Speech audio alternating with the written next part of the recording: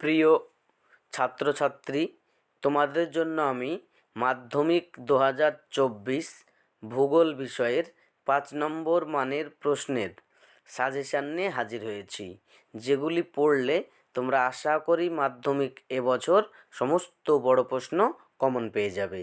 প্রথম অধ্যায় 1 নম্বর প্রশ্ন, হিমবাহের ক্ষয়কার্যের ফলে সৃষ্ট ভূমিরূপগুলি আলোচনা করো। 2, হিমবাহ ও জলধারার মিলিত কার্যের ফলে সৃষ্ট ভূমিরূপগুলি আলোচনা করো। এই দুটি প্রশ্ন এই অধ্যায় থেকে খুবই গুরুত্বপূর্ণ। সেই সঙ্গে দেখে রাখবে 3 নম্বর প্রশ্ন, বায়ুর সঞ্চয় অথবা ক্ষয়কার্যের ফলে সৃষ্ট ভূমিরূপগুলি আলোচনা করো। 4, শুষ্ক অঞ্চলে বায়ু ও জলধারার মিলিত কার্যের ফলে সৃষ্ট ভূমিরূপগুলি আলোচনা করো। দ্বিতীয় অধ্যায় আমরা চলে আসি। দ্বিতীয় অধ্যায়ের 1 নম্বর প্রশ্ন, উষ্ণতার তারতম্য অনুসারে বায়ুমণ্ডলের স্তর বিন্যাস করো। 2, বিশ্ব উষ্ণায়নের প্রভাব লেখো। এই দুটি প্রশ্ন খুবই গুরুত্বপূর্ণ। সেই সঙ্গে দেখে রাখবে আরও কয়েকটি প্রশ্ন।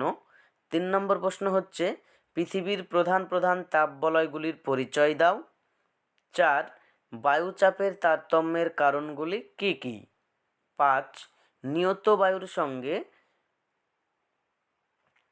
বায়ুর চাপ বলয়ের সম্পর্ক লেখো। এবার আমরা দেখে নিই তৃতীয় অধ্যায়। এখান থেকে 3টি প্রশ্ন রাখা হয়েছে, খুবই গুরুত্বপূর্ণ এই 3টিই। 1, পৃথিবীব্যাপী সমুদ্র স্রোতের প্রভাব বা গুরুত্ব লেখো। 2, জোয়ার ভাটা সৃষ্টির কারণগুলি লেখো।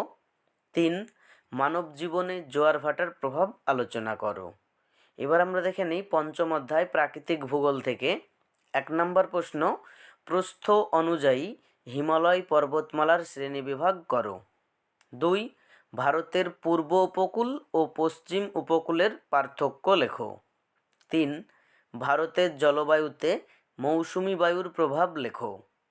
4, ভারতের পলি মৃত্তিকা ও কৃষ্ণ মৃত্তিকার অবস্থান এবং বৈশিষ্ট্য লেখো।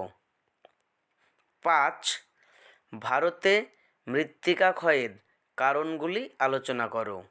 ভারতে মৃত্তিকা ক্ষয় প্রতিরোধের জন্য কোন কোন ব্যবস্থা নেওয়া সম্ভব। 6, ভারতের স্বাভাবিক উদ্ভিদের ওপর জলবায়ুর প্রভাব লেখো। পঞ্চম অধ্যায়ের অর্থনৈতিক ভূগোল অংশ থেকে আমরা কয়েকটি প্রশ্ন রেখেছি, যেগুলি খুবই গুরুত্বপূর্ণ এবছরের জন্যে। 1, ভারতে কৃষিকাজের বৈশিষ্ট্যগুলি উল্লেখ করো। 2, গম অথবা ইক্ষু অথবা চা চাষের অনুকূল ভৌগোলিক পরিবেশের বিবরণ দাও। এখানে গমটা খুবই গুরুত্বপূর্ণ। 3, ভারতের পশ্চিমাঞ্চলে কার্পাস বয়ন শিল্প বিকাশের কারণগুলি আলোচনা করো।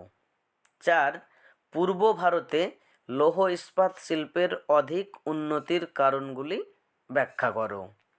5, ভারতের অর্থনৈতিক উন্নয়নে পরিবহনের ভূমিকা বিশ্লেষণ করো।